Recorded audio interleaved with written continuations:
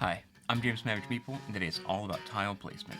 Tile placement is a super common mechanic in board games, so much so that I had trouble narrowing down my selection to just a few games to show. I ended up selecting Carcassonne, a very simple, straightforward tile placement game, Hive, or in my case Hive Pocket, which is a little bit more strategic two-player game, Queen Domino, which is, again, another pretty simple, straightforward tile placement game with just a few small twists in it, and then lastly, Isle of Cats, a little bit heavier, more complex game with even more twists yet. Now, why so many games, you might ask? Well, because tile placement can be used in so many different ways in so many different games that I thought it would be difficult to show what it's all about in just one or two.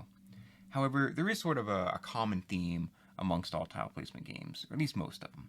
And that's on your turn, you're going to do two things. One, you're going to select a tile. That tile might be purchased, it might be drafted, maybe you just selected it from a pool of open tiles, or maybe it's just randomly taken off of a stack. And then secondly, you're going to place that tile. Some games you can freely place them, other ones have restrictions, and we'll see more about that.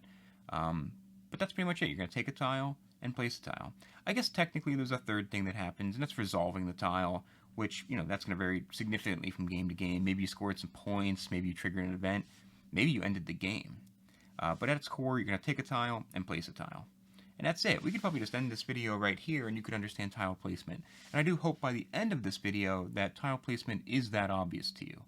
But I think it's worth digging in a little bit more and just seeing some examples. So let's do that. This first game, Carcassonne, is probably the simplest example of a tile placement game. Players are building one large tile map together, and on their turn they just randomly draw a tile, and then they place it. So the yellow player may draw this tile, and they can place it as long as all the sides match. So maybe they decide to build onto this castle. They can place a player there. Again, placing the players is sort of how you score points, but in general, you're trying to make long roads, build big castles, etc. Blue player goes next. They'll decide to kind of just continue this road around the bend here, and they'll place one of their people on that road. Back to the yellow player, they take the next tile, and oh hey look, they finished their castle. Great. So they may score some points. This is the whole game of Carcassonne. You randomly draw a tile, and then you place that tile, and maybe lastly you interact with it. It just goes around and around until all the tiles are placed, and that's the end of the game. This is probably the simplest and most straightforward example of tile placement. This next game, Queen Domino, really has two key elements that differentiate its tile placement from Carcassonne. First off, tiles are not randomly selected. Instead, they are drafted. So the red player may draft this one, and now they play their previously selected tile. This tile, and this is where the second big differentiator comes in, goes into their own kingdom. Each player has their own tile board that they're building. Purple drafts next, purple will put this one in their kingdom, and then lastly white might go and place this one into their kingdom. Each player is building out their own kingdom board as the game goes on.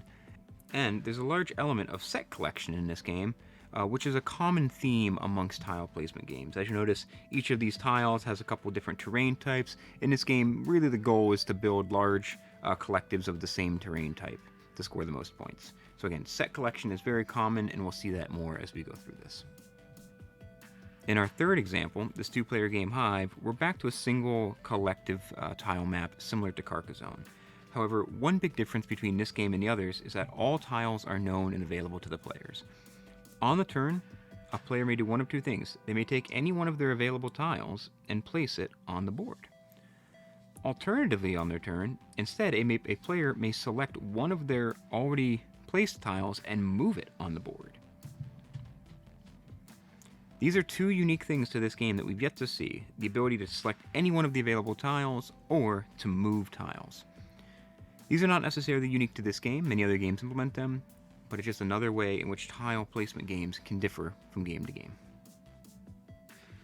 In this final example, Isle of Cats, each player has their own board, which represents this boat, in which they're trying to rescue cats from an island by luring those cats onto their boat, spending fish. This is the first big difference in this game that I want to show. Players must spend this resource to be able to acquire their tiles. So tiles are purchased in this game.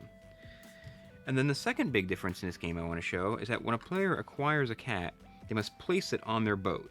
And this requires them to kind of build this puzzle out. Right, so all these different cats have different shapes, and they must all be placed on here in some way. And this is very common in tile placement games, to have this polyomino element.